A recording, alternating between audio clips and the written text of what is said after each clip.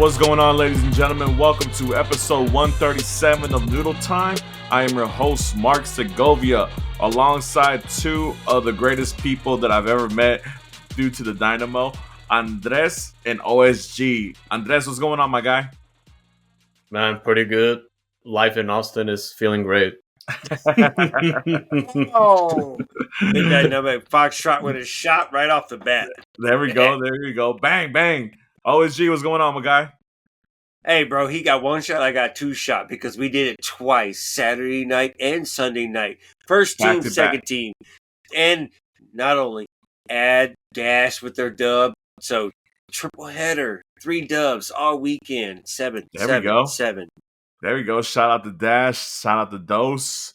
Shout out to Dynamo. Obviously, it was a great weekend for us guys in the Orange. Texas will forever and remains orange. A lot of happiness on this side. We're happy. All happy. All happy. Yeah, man. 2-0 against our bitter little stepbrother, redheaded stepbrother, or green-headed stepbrother. Austin, the chat, forever Austin orange. FC. There you go. Austin FC.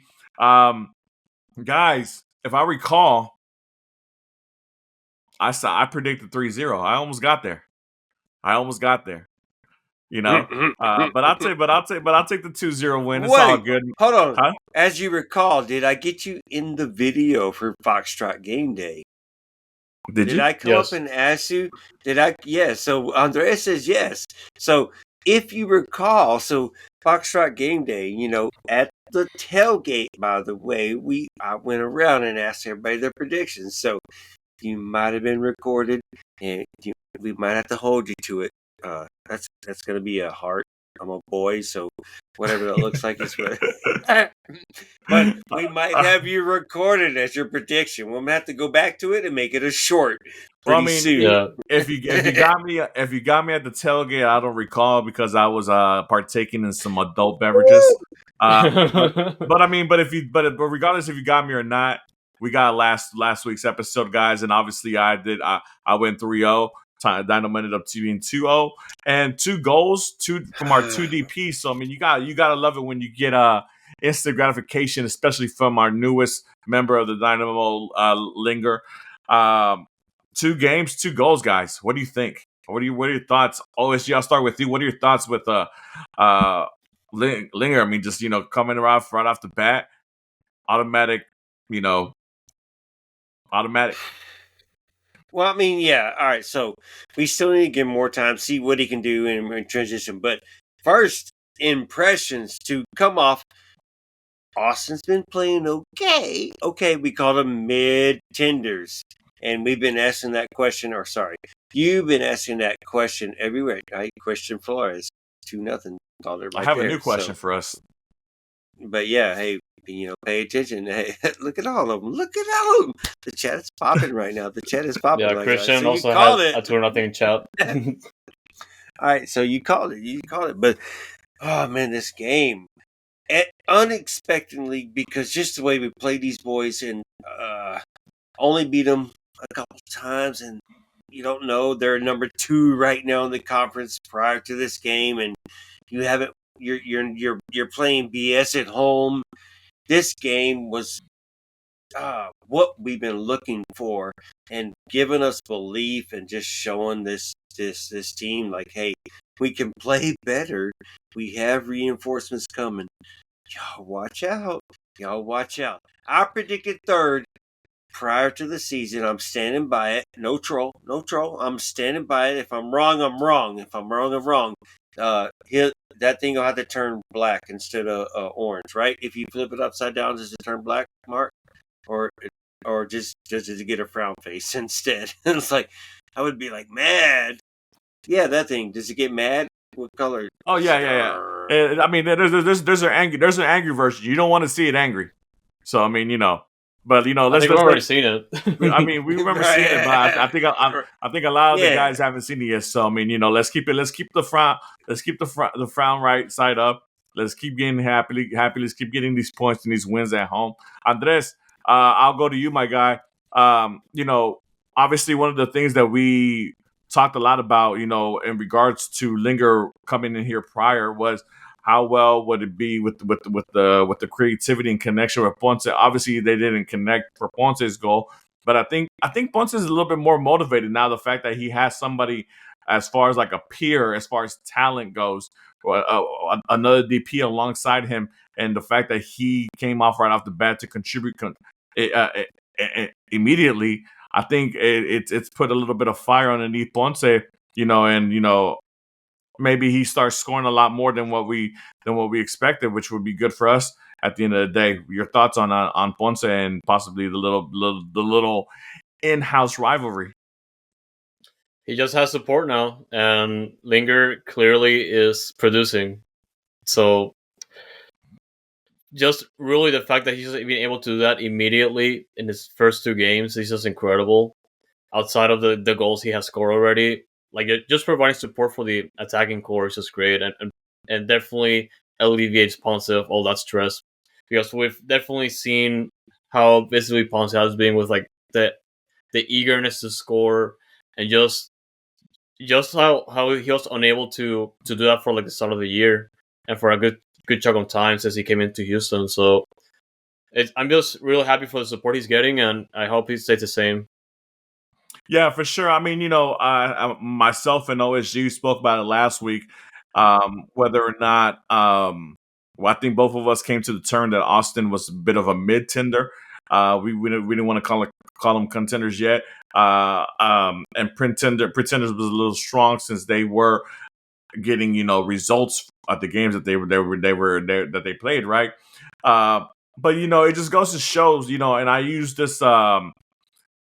This equation that I use for baseball. They always tell you go look at the run differentials, right, in baseball. But obviously you're focusing on 162 games in baseball.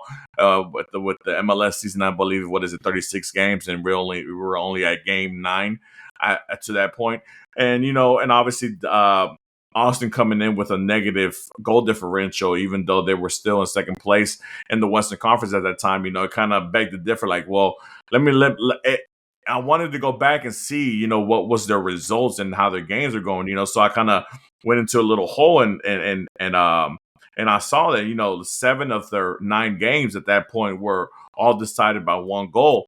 One and of those 7 games, 6 of them were 1-0 games, 1-0 games. One of them was a 2-1 victory by them as well. The only game that was out of the usual was the Vancouver game. Who, if you didn't see the game yesterday against Inter Miami in the conference champion in the CONCACAF Champions, yeah. Vancouver is the real deal. But Vancouver beat them 5-1 the prior week, and then obviously we beat them 2-0, so their goal differential has increased to a larger negative. There you go. Yeah. So I mean, so it's one of those things where, they're having a harder time scoring than what we are. But at the end of the day, what speaks very loudly is the fact that they're able to score when needed and get the points to win the games, not just pull draws or lose, winnable games. So that's the difference and reason why they're so high up in the table, where we're still bottom 3, according to obviously goal differential in the Western Conference. But we're moving our way up. We're progressing the right way. I'm loving what I'm seeing from the team and the staff and everything that's going on. Obviously, good news about Pablo Ortiz being available, might be available this week. To start, I doubt it. Maybe to make a little bit of a substitution at the end, if depending on how the game is going, we might see him come in late in the game or whatever. Holmes is about a couple of weeks away, and then obviously Quiones and Inali are probably about 2 months away from all that good stuff. But I mean, great things are coming to arise from the Dynamo. Let's talk about the extensions that we've gotten. That have happened over here. I'm sorry, over the last couple of days. Bassi and Sviatchenko have been extended. Both have been extended all the way up to 2027. Andres, Obviously, we know what Erik brings to the table as far as leadership and as far as being the main guy on the back four, being a very vocal leader, showing up. Basically, last year's defense was, I think, top three, if I'm not mistaken. Bassi, obviously, we have kind of our ups and downs with him as far as, what he provides and what he doesn't provide. But obviously, overall, he has scored, when we needed him to score as far as like penalty kicks and those things and things of that nature. Your thoughts on the two extensions for these two players, Andres? Good or bad? Hey, real quick, Andres, real quick, just All right. because Inchada is always Inchada, and DFTV David says Erik is cooked. And Erik is cooked. There's been a rumor that he might want to leave. He's cooked. Is it an injury? Can I do a question mark right there? Shh. So, context a little bit. Yeah, honestly, just starting with Erik first, since we have to answer that question. The way the season started for him, especially with the injury, it's just really disappointing because I felt like last year he was just absolutely critical to the defensive core, and he showed it all year long last year.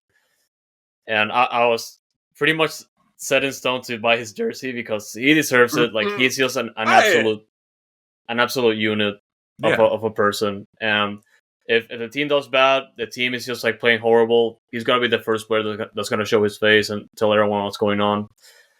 He's just a big presence. Like, leadership starts with him, and he's just that type of person that everyone in the locker room loves. It's just extremely disappointing that the injury is setting him back now, and obviously losing a lot of playing time and rhythm. It's affecting the way he plays, and or just like is able to contribute to the team, which is just definitely really upsetting. But yeah, I feel like he's gonna get another shot. In my opinion, he definitely deserves the extension, and I just hope that he recovers well from the injury. And yeah, that's all I can say about that. Yeah, just on Erik. I mean, look, to be honest, I think that he deserves the extension, obviously, for what he's done. And unfortunately, with Yes. the injuries, he is getting a little bit older. I mean, I think he's 33, 34, if I'm not mistaken. But I mean, think about how long it took us to find that anchor on our defense. We went from Raul Rodriguez to what's homie from, what's the guy from Europe, Stugent, whatever, Tim Parker, just rotating center backs to find that leader. And we finally found him, and obviously we've made a lot of acquisitions as far as the defense goes with Ortiz, Andrade. We've had people come step up with Fermi and Bartlow and things of that nature. So obviously there's a bit of a rotation going on. But I think that, obviously with that happening and with Ortiz coming in pretty soon, we can let Erik, get back into shape, get healthy, and that way he's available for the long run. I mean, we know that he is a little bit of on the wrong side of 30, but I still believe that he has a lot of soccer to play for us and to show up for us on the defense as well. OSG, Bassi, extension. What do you think? I mean, all right, let me look at it this way. Benefit the FO, you sign this dude to an extension and you're able to sell him later. He has been the most creative. He has been creating stats. He is the guy that Ben leads to. He is the guy that Ben wants. He plays defense well, right? He just passes fucking backwards all the fucking time. So that's the most annoying part. But so if he's here, yes. If we're given the extension, we do a Maria Sanchez and then sell him after the fact. I'm fine with it as well, just because I know we can do more. Bassi just does. I want more out of him, and he's gone downward on that scope to me. So I'm okay with the extension. Not as a future starter that transitioned this team into being that prototypical contender. that cup contender. Bassi is a role player, bench player in my eyes. He does a good job when he's on the field and can create, but need more. I love him. If I can add one more thing, obviously like highlighted something important, which is just like the length of the deal, which is through 2027 now. And the good news about this deal is that all those years are options. Mm-hmm. So basically, if anything wrong happens, then they can always just opt out, and they can also just opt in if they want to sell him, which works great. So I feel like this deal by itself is bulletproof, just for that.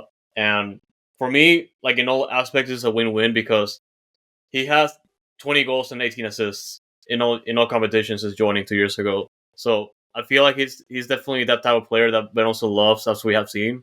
And definitely there's a lot to complain about, especially with like what she said.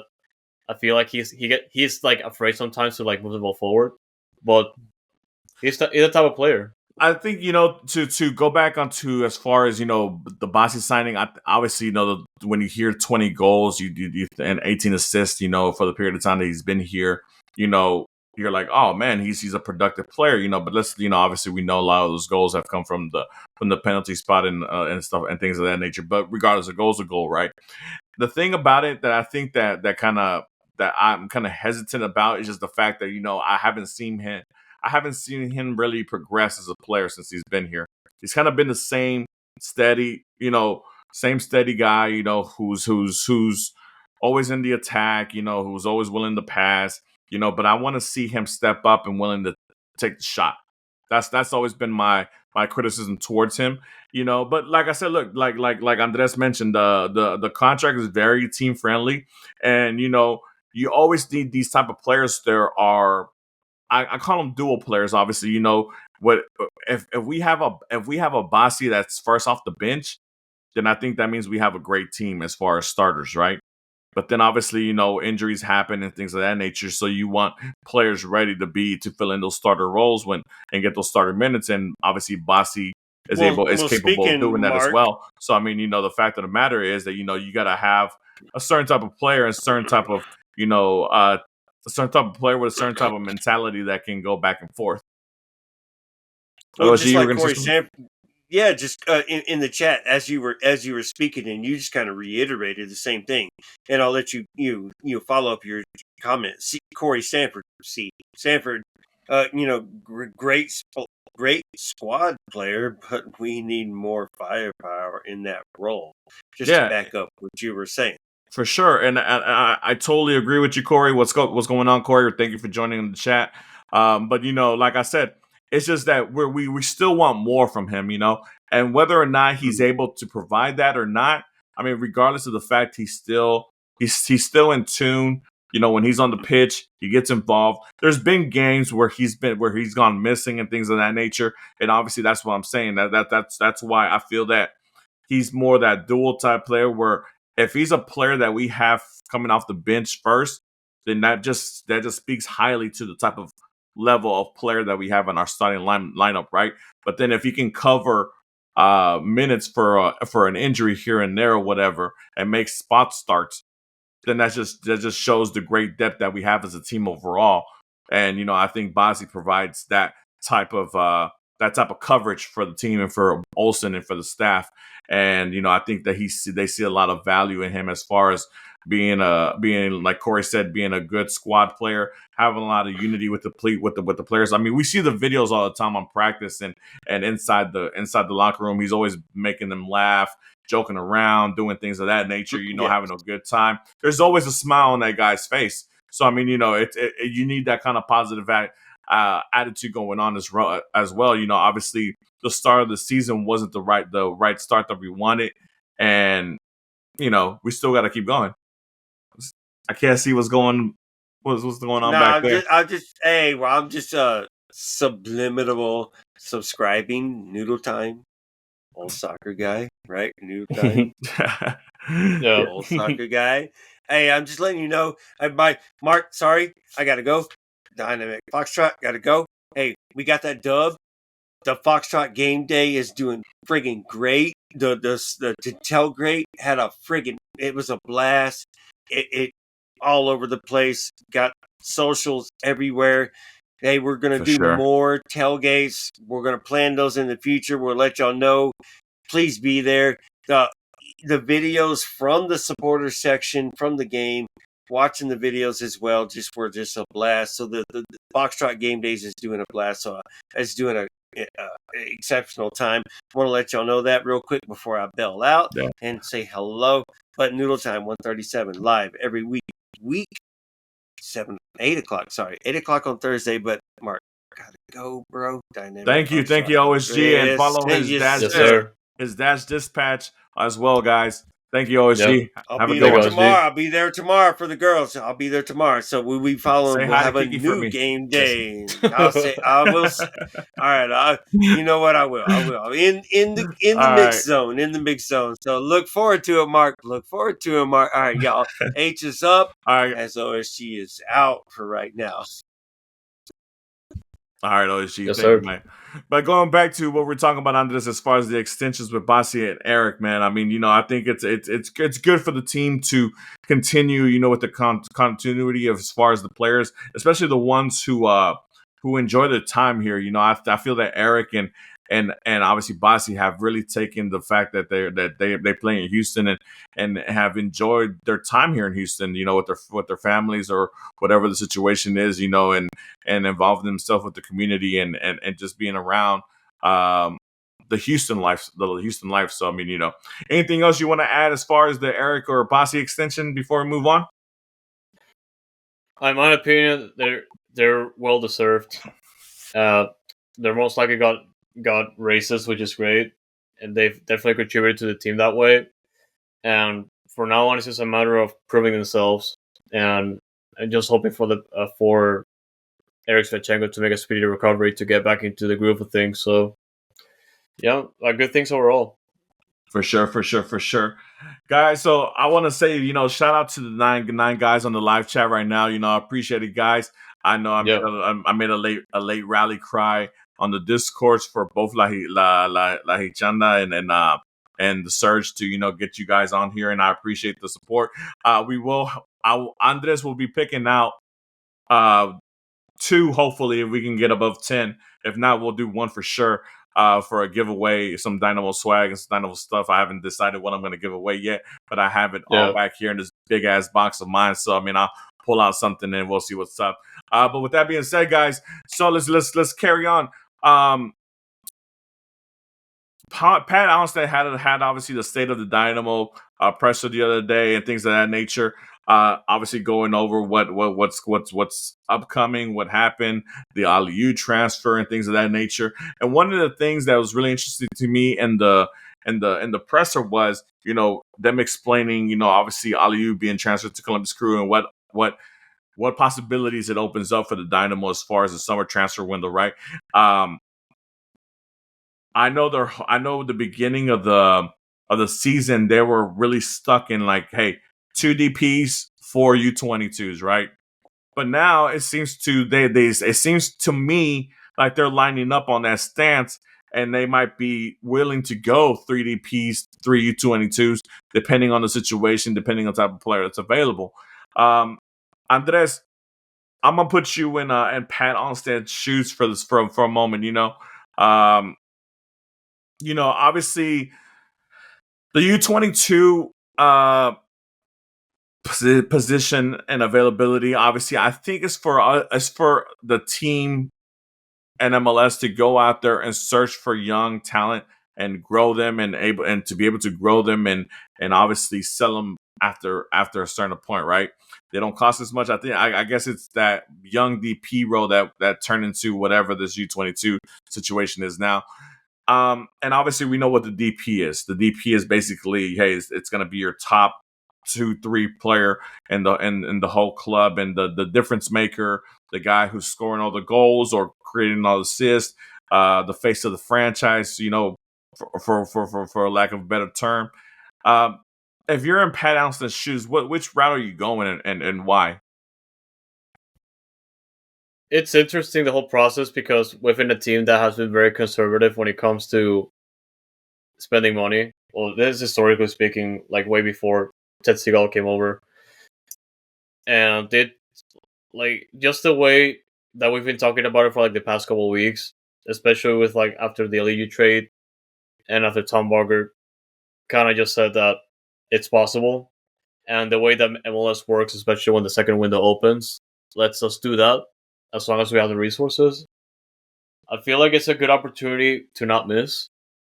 And just the fact that we've been able to pull off this trade for our league to send over to Columbus and get all these things back, it's just incredible. It's still a win-win. It's definitely an opportunity for Dynamo to just sign someone like a big name player to like have like a hot start to the second half of the year, which is definitely more. It's definitely encouraging, especially for the players after a pretty bad start. And it's like you could say, like the way that Pat Onstad said it in the press conference, he essentially said they're gonna check all their options for the next 6 weeks until the window opens. 6 to 8 weeks, I believe. But yeah, just like look and see what fits best. If they can bring like a third DP or just like a second on 22 player. Yeah. In my opinion, I'm definitely okay with bringing either one. Definitely a designated player if they're just able to spend more money that they actually did for Ponce already. Mhm. And which is more likely. And Pat kind of hinted at that when he said that if they have the resources, and of course we know how much Segal contributes to that, and how much it also depends whenever the club makes a return on the transfers. It's something to think about. In my opinion, I'm definitely okay with both. Definitely an under 22 player has been doing wonders for us since Ted Segal came over. We've been getting a lot of good players from that initiative. Mhm. But yeah, I'm definitely okay with either one. Like as long as it's a good player that fits our profile and what we need. Yeah, I think obviously it's gonna. It depends on on where we're at the time of the transfer window when it opens, right? Well, at least I hope it does, because I mean, like, you know, if we're if we're falling back and we're on the bottom of the table and things of that nature, then obviously it might not make sense depending on how far away we are from a playoff positioning during that time period. It might not make sense to spend that money like that and bring in a big name, let's say, whoever you might have in mind coming at that time period, because it'll be very unlikely that player can come in and, I guess, save the club and help them make a playoff push. But and I guess in that situation, I would go the U22 route, where you're giving the young players time, and things of that nature. You're developing them because obviously you're not in the playoff race and all that good stuff. So I think that would be my way of going about it if I was in Pat's shoes. But I mean, obviously, like you said, I mean, we've never been a big spending club. Obviously, reports came out today that Chicago Fire are in serious talks with Kevin De Bruyne to bring him in as their next DP, which obviously we know Kevin De Bruyne being one of the best midfielders of the last decade, not only for the Premier League in Manchester City, but for Belgium and internationally as well. To think of the Dynamo having the availability or having the accessibility to grab a player of that stature would be amazing.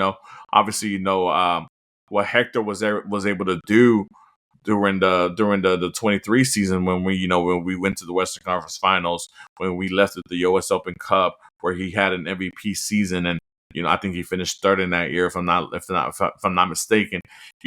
You see what a player of that stature can do for the club, as far as being a true face of the franchise. Now, obviously, Ache isn't an attacking minded player. He's a 6 or an 8, whatever, right? Depending on the formation you're playing. So if you would invest the money on a attacking minded player who is of a certain stature, I think a lot. I think a lot of possibilities can happen for this club. I think that can take this club and this city and this fan base to another level and get them back up to the upper echelon of MLS where we used to resign. And obviously it's been a slow grind to get ourselves out of the hole that the previous ownership dug us in. But obviously now we're breathing air. We see the rays of sunlight. We've had back-to-back playoff appearances. We lifted a trophy, and things of that nature. And especially this season now, where we're progressing in the right direction as far as gaining points and winning games and trying to dig ourselves out of the cellar that we put ourselves in the beginning of the season. So I guess it just depends, obviously.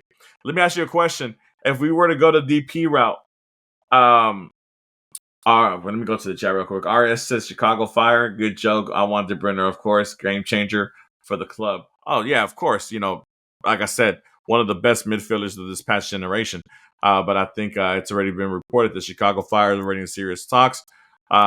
Looks like they're gonna probably end up getting him, but we'll see. We'll see what happens, obviously, and you never know. I think they're gonna have to give Inter Miami a little bit of money for his discovery rights, even though I don't know how you discover a player who's been around for 15 years, but but it is what it is. What would be what kind of name would excite you as far as DPs go? Like if you were able to bring one player in, a reasonable name player DP type, what name would get you like, what? I'm going to Houston every weekend to go see the Dynamo play. And for those who don't know, Andres lives in Austin, so he has to drive down here to come watch these games. But what player would come in that gets you? What? I'm driving down there every time the Dynamo are playing at home. It will definitely, the easiest answer will definitely just be like a big name player from Europe, because everyone will definitely be okay with having a player of that caliber. Throw a name out there. And throw it into the universe. I'll see people just like the troll and will say like Cristiano Ronaldo or something like that, which will be horrible. It'll be horrible, by the way. Just to like sell jerseys clearly. But like honestly, like I've just been watching like a lot of Copa Libertadores, the CONMEBOL Cup tournament, and it really depends on what we're trying to look for, because like Corey, if we want to, Corey says Griezmann would be a dream scenario. Oh yeah, he would be. Oh, of course. Well, he's not coming over. He's going to LA or New York or something like that. Or I heard St. Louis is getting in there. Oh yeah, it was part of the rumor, right? Yeah. But I guess if we're looking for like a forward, or like another winger, Kevin Quevedo from Alianza Lima, man, that'll be absolutely insane. Oh, you like the South Americans? Yeah, like that's a name out there. I'm trying to be as realistic as possible. Yeah. That's true. That's true. Look, me, who I've held kind of close to me as far as somebody that's realistic. Obviously, somebody that's not gonna cost like a big transfer fee or anything. Obviously, these European players would have to come on a free. Who played at big clubs. Obviously, a lot of people say Griezmann. I've heard people throw out Dybala. I've heard people throwing out, obviously De Bruyne and things like that, and all that good stuff. But a player for me that I feel that would be a game changer, Isco from Real Betis. That'll be insane. for former Real Madrid, Champions League, Euro winner, all the above, all the accolades and stuff like that. Things like that. That would be somebody who I think would be would check off all the boxes that Pat and the front office are looking to check off of. Right. I think it brings a lot of exposure to the club. It brings a huge name, and for those who don't know him, man, Isco was that guy, especially during the Ronaldo Madrid days. Isco was that guy. He is now still. Yeah, he's still doing it for Betis. The fact that he went to Betis on a free, he was looking for a club for 6 months, and I was like, nobody was like picking him up. I was just screaming in my head, like, dude, somebody please go out there. Like somebody from the Dynamo, like put it in somebody's head over there to go talk to this guy, Like, I don't know, but Isco would be somebody, in my opinion, that I would love to have at this club. And I'm not even a Madrid fan. Everybody knows I'm a Barcelona guy, but Isco would be amazing. But yeah, that's who I would throw out there if I had a shot at a DP that's reasonable, that I think would love to come to MLS and put on the orange and purple, So, but we'll see what happens. Like I said, the current window just closed not too long ago, about a week and a half ago. So we still got a couple of months before we get into the summer transfer window, and obviously we gotta, as a club, the Dynamo have to continue to win at home, collect points on the road, and get out the cellar. So we gotta see what's going on. But talking about points and road games and stuff like that, this weekend we have LAFC at Is it Bank of America Stadium still, or is it what's it called now? BMO Field. BMO Field, that's right. Right. LAFC, obviously, last time we faced them, we beat them 1-0 at home, which was the first win at home for the season. So, it'd be great to kind of sweep them for the year. We've actually done really well against them for the last 5 matches, man. We've collected points in all of the last 5 meetings that we've had with them. I think 4 of those 5 meetings have been wins as well. Unfortunately, the one that really mattered was the Western Conference one that unfortunately made them go to the final instead of us. But yeah, we've had really good results against LAFC. They're going. I don't know. LAFC is kind of funny, man. I don't know. Like, they have the players, they have the names. Obviously, Dennis Boranga, Oliver Giroud, Loris, things of that nature. But they're just not clicking like they normally would. Right now, they're sitting somewhere in the middle of the Western Conference table. Your thoughts for this weekend against LAFC? What do you expect to see from the Dynamo? And do you expect to see a certain defender make his debut? The Dynamo have a pretty positive, overall positive record against LAFC, and on the road, I've seen LAFC teams that are way tougher than, or way on form than what they are right now. And I did see a little bit of LAFC this year. They still have a lot of offensive weapons out there that can definitely provide danger, especially Denny Wanga, which has just been, of course, an absolute menace in MLS since he came in. But defensively, they've just been really dysfunctional. They just put out a lot of results that are not okay, especially at home. And obviously, the last game outside of the playoffs last year, we were there. We got a pretty big win with you could say a pretty depleted roster. And I feel like this year could be the same thing. We can definitely get a win or a draw here. It's just gonna be a matter of how, of us not really dropping the ball and letting their offense get their way. If we happen to keep doing these personal mistakes that we've seen early in the year. But I wanted to say, you see players like Giroud, you figure that he was gonna have plenty of goals at this point. He doesn't. I think he scored his first MLS goal a couple of games ago, which is horrible for a striker. And they have these type of players that you figure they could just have a big impact on the team, but then they have other players that have bigger impact or provide more. And I feel like the way we're set up right now and the way we started clicking things, I feel like we have a pretty good shot to get a result out of LA. Yeah. Let's. One thing that's mentioned in the chat by Corey. Corey, shout out to you, man. Thank you for staying active on the chat. And guys, right now we're at 10 live people at the chat, so that's awesome. He says that isn't Sharonalou stepping down, and matter of fact, he is. Yes, yeah. After the season, if I'm not mistaken, that they said so. It's kind of hard to have that. Well, I guess it depends on the group of guys you have, right? Because you can be, hey, we have a lame duck coach who is already 1 foot out, the door, 1 foot in, right? Or you can say, you know what, we've achieved so much with this coach. We want to send him out with a bang, you know? So, I mean, obviously, like I said, LAFC has the talent, obviously. It's just right now it's kind of, I don't know, they're not clicking or they're not there yet for whatever reason, and that could be the cause of it too. I mean, the fact that you don't know what's going on as far as your coaching staff and the people at the top and things of that nature. Going back to Giroud, it's funny because obviously Oliver Giroud was a player that we would have loved to have gotten here to Dynamo as far as before the Ponce signing and stuff like that. Looking at it now, hindsight, we forget that obviously Giroud, obviously he is a bona fide scorer. I mean, he scored over 100 goals in the Premier League, over 75 goals and over 50 goals in the Serie A, and I think over 50 goals in Ligue 1 as well. So he is a bona fide goal scorer, and he is currently the top all-time goal scorer for the French national team.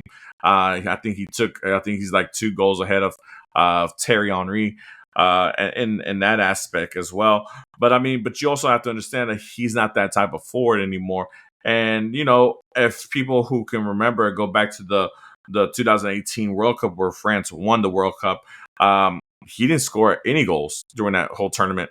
He was more I don't call it the dummy, but like the decoy for Mbappe and for Coleman or whoever was the other winger on the other side, and for Griezmann, to really take advantage of everything. People were focusing a lot on Giroud, and he would have that holding power, and he's a big guy, so he can hold the ball and do all that kind of stuff, which I think is what he's expected to do here for LAFC. But it's kind of weird, to pay DP money to a holding number 9 when you kind of expect them to score goals as well, like I said, he did score in the U.S. Open Cup final to help them lift the U.S. Open Cup last season. So he already has lifted a trophy with those guys. And like you just mentioned, he did score his first MLS goal not too long ago. I think a week ago, if I'm not mistaken. So it is pretty odd. The situation going on with Oliver Giroud and as far as his scoring boots go, but he is that type of player. He can flip the switch, and he might go on a goal scoring streak that gets him a golden boot or something like that. But your prediction for the LAFC game. What do you think, Andres? Do we continue our streak of gathering points on the road? I think it's gonna be 2-1 Dynamo. So I feel like win. Back wins. I feel like it's gonna be a close game, like just how LAFC they're able to set up, and I think we get the edge offensively in a few occasions and hold the lead.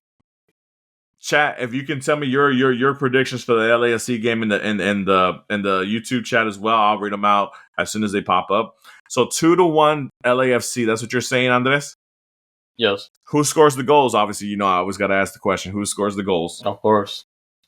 First goal, I'm going to say it. Everybody knows the answer. Everyone loves him. Andres Naranjo. There you go. He's got to score it. 3 for 3? Yeah. Doing amazing. And second goal, I'm going to go with Dorsey. Dorsey. Yeah. Corey says 1-1. Man,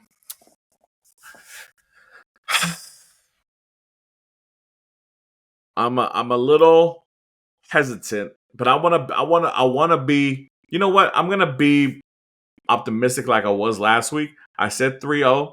Dynamo came up 2-0. So maybe if I'm positive and optimistic like I was last week, maybe it'll happen back-to-back weeks. I'm gonna say 3-1 Dynamo. 3-1 Dynamo win. I think and Jojo says I think Linger keeps his scoring streak. Jojo, do you think the Dynamo win, draw, or lose? What's going on? Give me a prediction as well. He says he thinks Linger keeps his scoring streak, which obviously is a good show for him personally, going 3 for 3. I think Dynamo win 3-1. Andres, who scores the goals? I'm gonna give my guy Ponce a brace, and I think Linger keeps the scoring streak alive. So, you know, let's do it. 3-1 Dynamo against LAFC this weekend at LA. So it's a real late 9:30 start for us and here in the Central Standard Time. But, it'll be nice to stay up that late if the Dynamo are able to pull off a win and we have back-to-back wins. That would be 8 points out of a possible 12 in our last 4 games if we pull it off. Jojo says maybe 1-0. So that means Linger scores the winner. And that means Bond goes back to back on the clean sheets. Your thoughts on Jonathan Bond? What do you think of him as far as the Dynamo, as far as him as between the sticks right now? He's been doing great.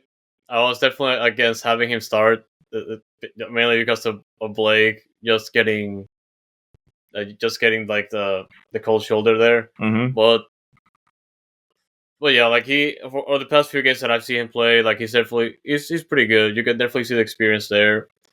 I was kind of just salty about Blake, but I have to admit, like obviously, I have to say like it is, like he's proving himself, which is good because I'll definitely be very, very mad if it was the opposite.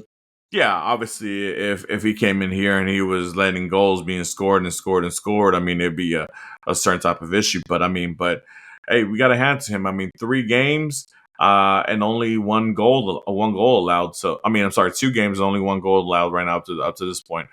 So we'll see what happens. But that's not the only game that we have coming up for the Dynamo before we come up back onto the screen next week on Thursday. We have the opening of our U.S. Open Cup journey, round of 32. We will be facing the USL Phoenix Rising, who are one of the top clubs in the USL. Speaking of Blake, I'm pretty sure a very high possibility he will be the starting goalkeeper for the U.S. Open Cup tournament. At least I'm hoping. I know you're probably hoping as well, so he can continue his growth and his progression. Your thoughts on Phoenix Rising? Have you had the chance to look them up or see how they're doing? Have you had an opportunity to see what the thought process might be as far as the first game in the round of 32? The thing that I do appreciate about Olsen, before you give me your answer, Andres, is the fact that he does look forward to these cup tournaments and he does want to achieve success in these cup tournaments. So I do appreciate that from him and the coaching staff. They've really put a priority to really be good in these cup tournaments. Aside from last year being the result that happened last year. But that being said, yeah, like it's very important to consider the fact that we're one of the very few MLS teams that can actually field their first team. Just because of how MLS is just like absolutely trying to like get out of this tournament because they want to control it.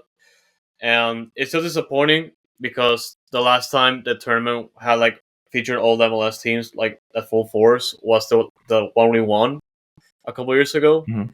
And this tournament means something, especially for teams in the USL Championship, USL League One, and just all the amateur leagues below that. And it's just an extremely important tournament for a lot of these folks that can't really play professionally or can reach up to the USL Championship level. It's for me, it's very significant the way we play. I was definitely not okay with the way we went out last year with the loss against Detroit City, and I think it's great that teams get this opportunity, get the shot to like try and beat MLS teams and go as far as possible, which unfortunately is rarely the case. And Phoenix Rising is just one of those teams that have shown significant investment into USL Championship for a long time now. They won the league a couple of years ago, which is very significant, and they all got pretty close last year. And this year they're just a little bit different. They kind of started the season like MLS did, and they're not doing very good. They're sitting second to last place in their own conference, and it's really I don't feel like it tells a lot of the story because these teams, regardless of how small they are, they play in the Open Cup. They face an MLS team. They're gonna do everything they can to beat you. So I feel like it's just a matter of confidence. You can't really just be overconfident, and kind of like what happened against Detroit City. So it we're definitely gonna rotate players because of our schedule. Our schedule is set up, and yeah, I'm also okay with Blake Gillingham starting because like he needs all the playing opportunities he can get, especially whenever Leagues Cup comes in, and and Paulo Ortiz is in the mix, and as well as everyone else in the with the new signings. For sure. Corey says in the chat, maybe Juan Guerra can give us the inside track on how to beat him since he was a former coach before he came over here. So that's one of the things that links us with the Phoenix Rising. It's great that you mentioned obviously that we're not just USL. I mean, all different types of leagues compete in this US Open Cup, right? And obviously when those type of teams come up against an MLS side, it's really their biggest game of the year, right? And that's why they want to show out. You never know what it could do for a player as far as recruitment, scouting. Like if you see somebody from a second division USL just burning us and just killing us on defense, it's somebody who, hey, you know what, we might want to keep an eye on that guy and see, maybe bring them over. It gives them an opportunity to showcase their skills and things of that nature as far as going up against, I guess, the upper echelon of American soccer or the peak of the American pyramid for soccer. And I mean, look, USL has really shown up when it comes to this US Open Cup tournament. I mean, there's been a lot of Cinderella runs, a lot of great stories. I mean, Detroit City, the team who knocked us out last year, had a great run last year. And they were a very high scoring team. And those games going on in their journey from last season in the US Open Cup.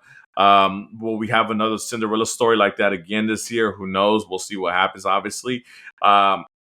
But I'm always excited about these cup tournaments, man. I'm a huge fan of the cup tournaments because it gives the lower level clubs an opportunity to go up against the top echelon, right?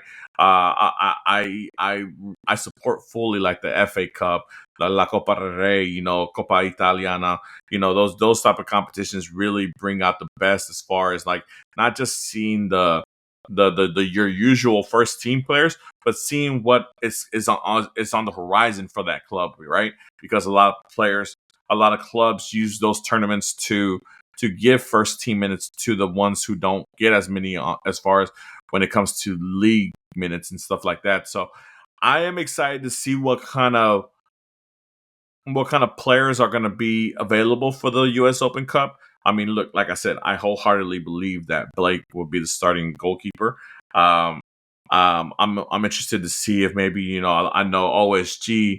He's been rooting for Exxon to get some first team minutes. I'm sure Exxon will be available. The Colombian Anditoja. I'm sure he'll get some time. Obviously, a player like Brooklyn Reigns, who obviously is starting to get minutes in MLS. We'll get him more minutes and more minutes to get more comfortable with the system. And then obviously you'll have your players who are trying to get back on track as far as injuries, or they're just new arrivals. I'm sure we'll see Ortiz, Holmes when he's available. Hopefully we're still in the competition when he comes back, and things of that nature. Just a different mixture of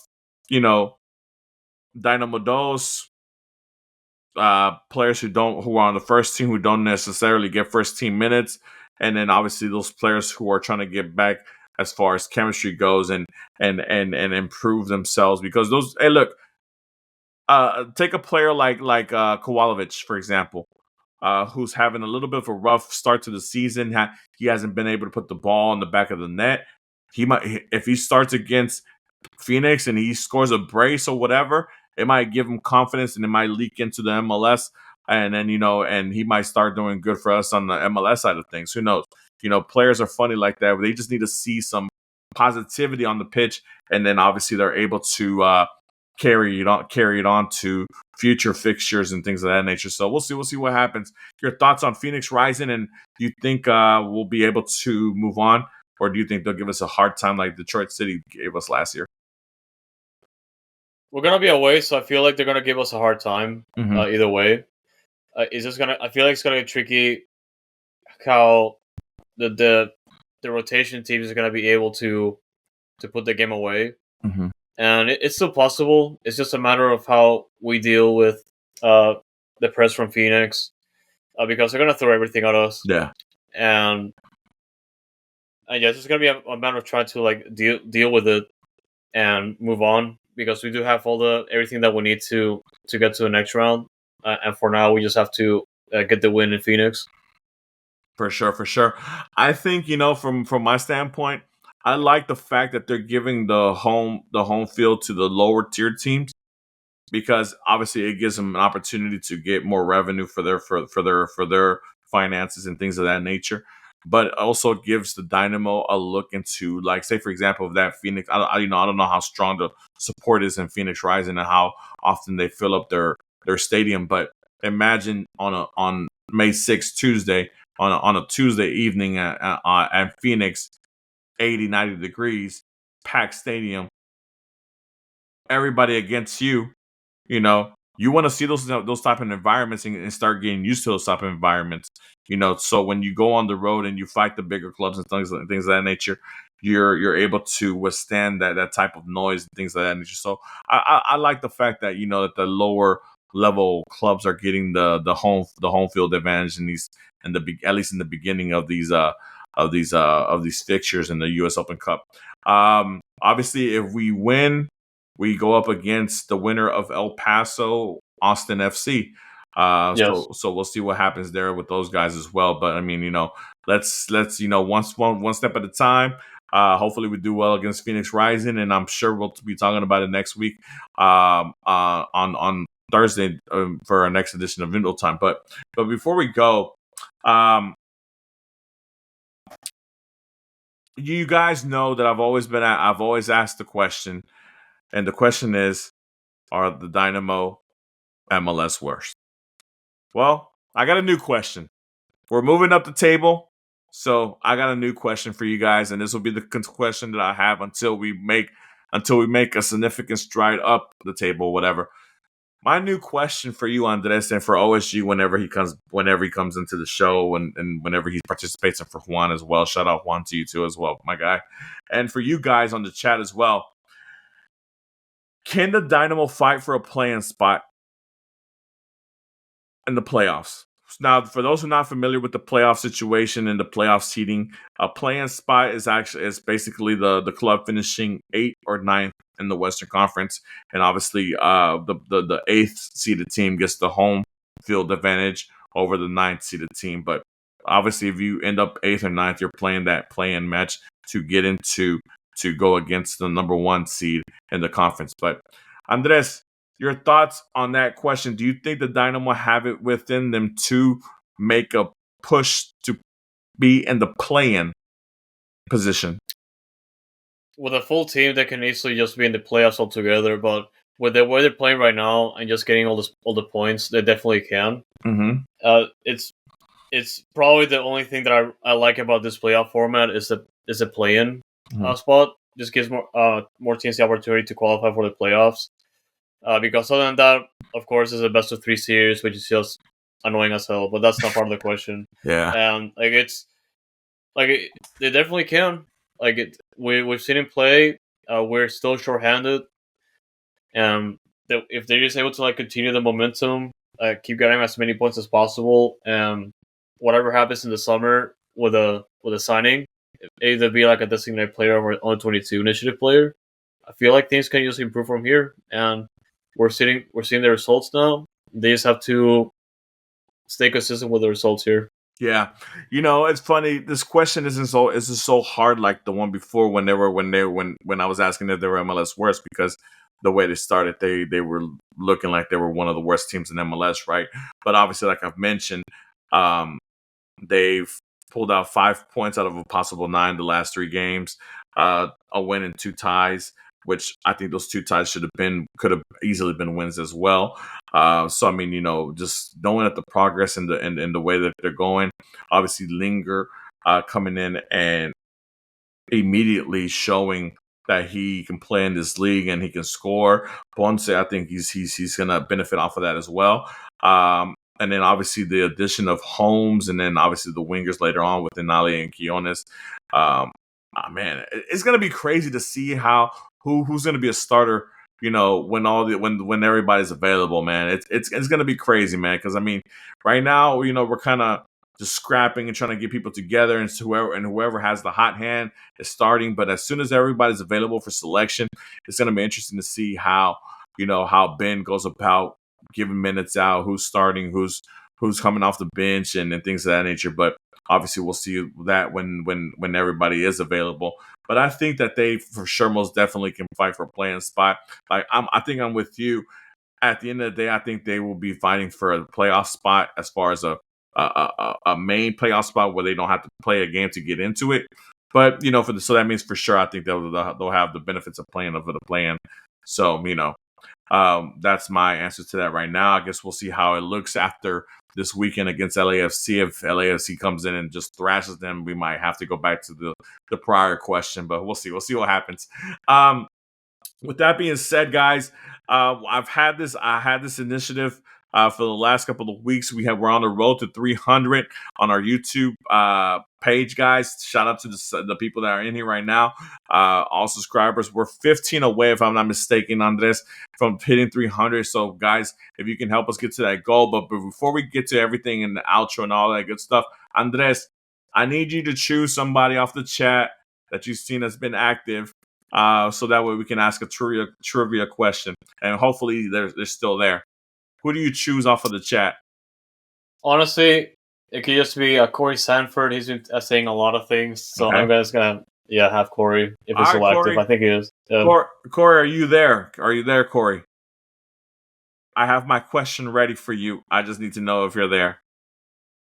Yeah, it might just be like a slight delay, but we'll wait. We'll wait. All right. Yeah, but in the meantime, guys, like I said, we're on the road to 300. We're 15 away, not too far away. Once we get to 300, as OSG mentioned before he left, we are gonna have a lot more constant tailgates along with the Surge and a couple of supporter groups. What's up, Corey? All right, Corey, Andres chose you. Give me a sec. I got a question for you, and it's gonna be for Dynamo giveaway, and I'll show you what I'm giving away here in a sec. But we're gonna have a lot more opportunities to interact personally as far as tailgating goes and things of that nature. So yeah, guys, please let's get to 300 as soon as possible, so that way I can give away more stuff. I'm a giving person. I have a lot of Dynamo swag that that I would love to find a happy home for and things of that nature. So Corey, let's see what's in the box. Give me a second. Let me see. Corey. Yeah, it better be good. Let's see.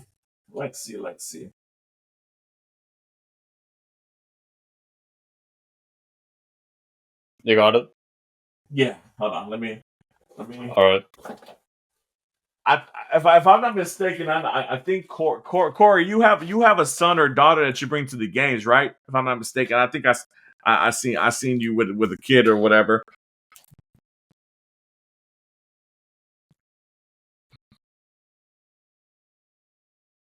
I know the lag is a little bit long, so hopefully he's still there.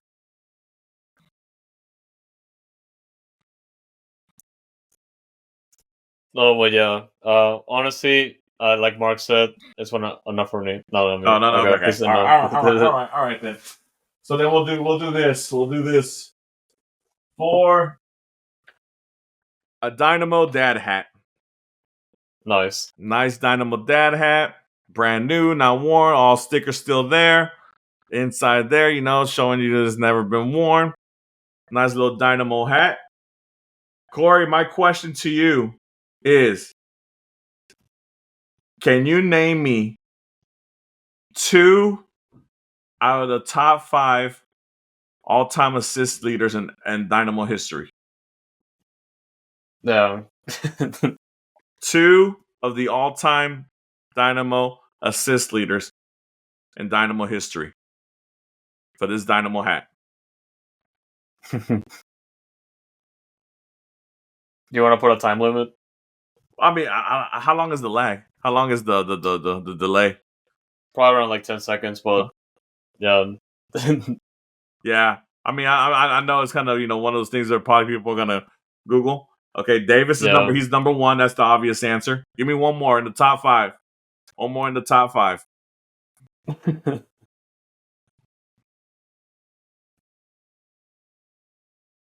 I'm interested to see what Corey says. Yeah.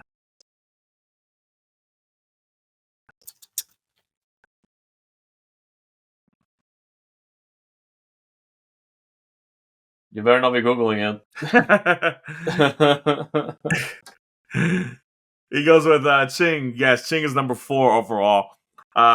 Congrats, Corey. Appreciate you, my guy. Appreciate you for you being active on the chat. This hat is yours. I will communicate with you on the Discord to get to see when I can get this hat to you, my guy. But this hat is coming your way. Thank you for staying active with the show and all that good stuff. The top 5 actually are, let me name them since we talked about it. Brad Davis with 120 assists. Damn, absolute beast. Oscar Boniek Garcia with 41. Legend. Albert Elise with 31. Legend. Brian Ching with 30. And Brian Mueller with 29. I didn't know that. That's pretty nice. Yeah. So I mean, that's your top 5 assist leaders of all time in Dynamo history. So congrats to you, Corey. With that being said, guys, Andres, let everybody know where they can get a hold of us, our socials and all that good stuff, and so where they can get in contact with us whenever they need us. Yeah, and just before I do that, just a big shout out to everyone in the chat that has been engaging and making comments, and everyone that's watching right now. Christian Flores, Rashad, also Jay Hurtado coming back from last week, Cecilia Castañeda, and also Jojo Flame 109. Jojo Greg. I said Christian Flores. Yeah, there you go. Yes, I did first time, and especially Corey Sanford. Congrats to him as well. And I know, yeah, guys. Like Mark said earlier, we're 15 subs away from 300, which we're aiming for right now. My giveaway item is still going to be a surprise, but I'm going to go ahead and check the Dynamo trunk that I have here, and it's full of Dynamo memorabilia and other like old stuff that it's really hard to find.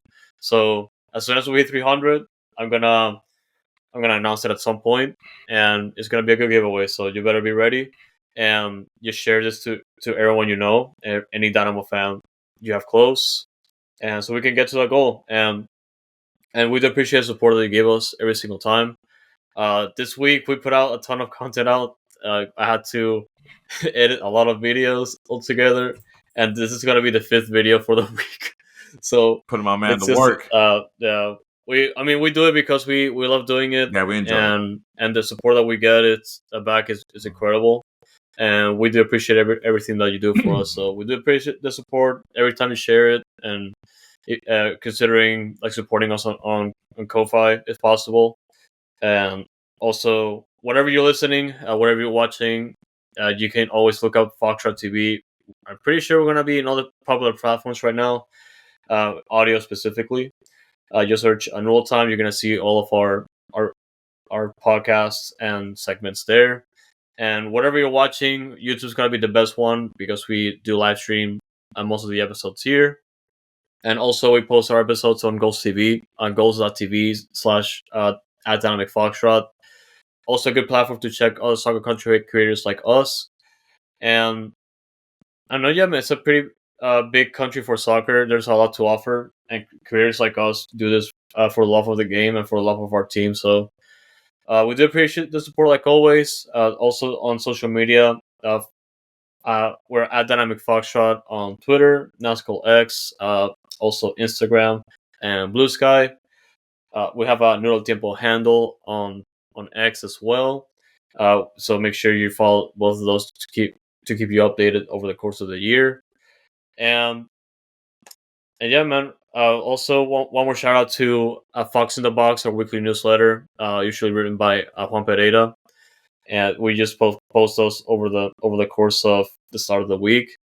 So if you haven't subscribed yet, I encourage you to do so.